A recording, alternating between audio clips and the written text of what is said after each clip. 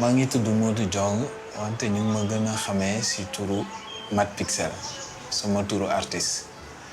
may yëngu ci lépp lu jëm ci wàllu art maa ngi juddoo Dakar màggee si banlieue bi tey maa ngi dund biir Dakar.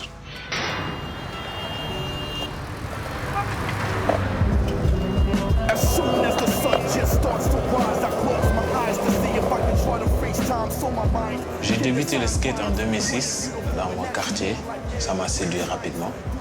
Et pour commencer, j'ai acheté ma première planche à 2000 francs, par terre comme ça. Le gars, il connaissait même pas ce que c'est. Donc j'ai pris, j'ai customisé un peu la board et j'ai commencé à rouler.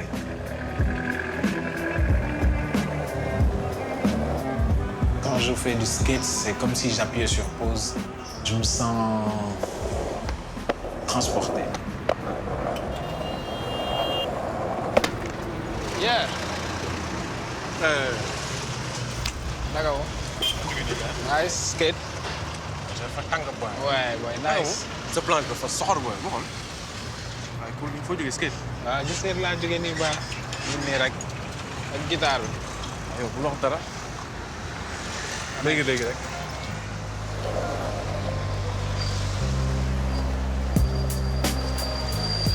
Être Dakarois, pour moi, c'est être créatif.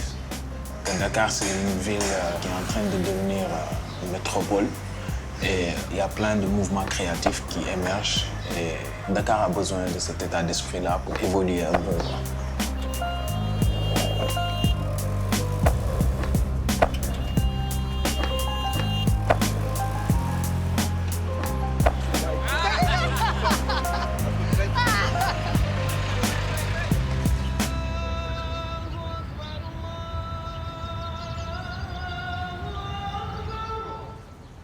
J'ai étudié le Coran dans une madrasa. Et après ça, tout au long de ce parcours-là, je n'ai pas arrêté de dessiner. J'avais toujours un petit crayon et un petit papier à mettre même dans le Coran, que Dieu me pardonne, entre les pages. Et pendant la pause, je dessinais, tu vois. On avait l'habitude de me répéter tout le temps que « Ouais, toi, tu as du talent, tu sais faire ça. Si tu pars en Europe, tu vois, ton truc va se développer, tu vas avoir plein d'argent. » Je me suis dit « Non, je préfère rester ici et faire profiter de ce talent-là, sénégalais. Et disons, m'épanouir avec, réussir avec. » Tu vois. Ok, on peut traverser.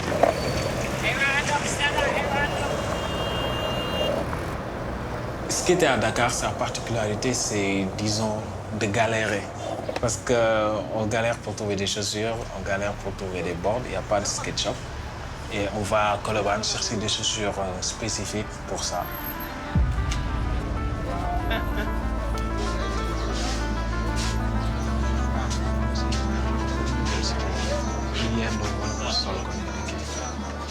Yeah. Malick. yaa ngi gisee. non lépp taw fee. ah nice ni. ah booy ñu ngi si kaw nii rek. Exactement comme ça. Seetu daal di sonal. Ouais, nice. alors daa ma def nii alors. nice na trop boy. allez bëggee waay.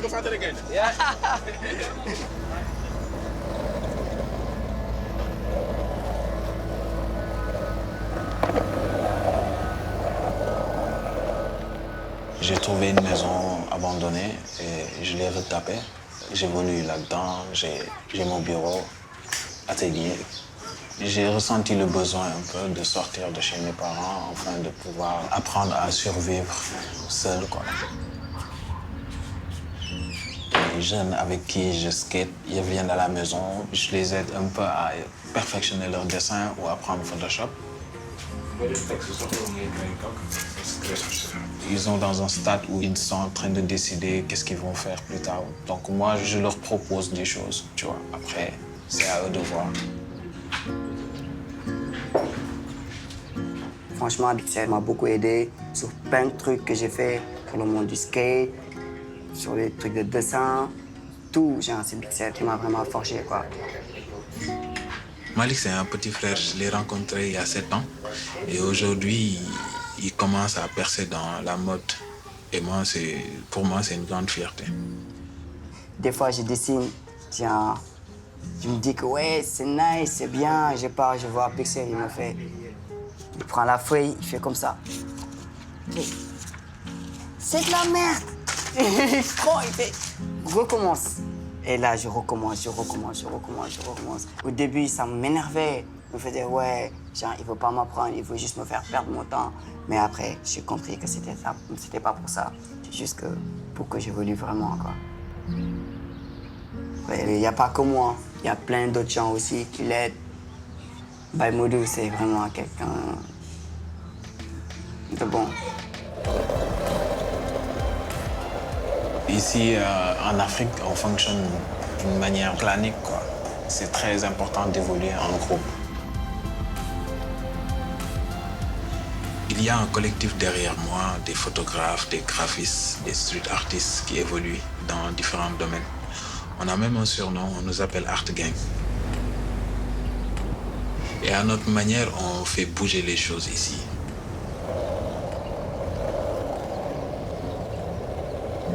J'ai à la fois peur et beaucoup d'espoir pour le futur du Sénégal. Il y a un nouvel état d'esprit qui s'installe et c'est bon signe. Pour moi, l'avenir se joue ici. Après, si tu vas aller sur la Lune, pourquoi pas?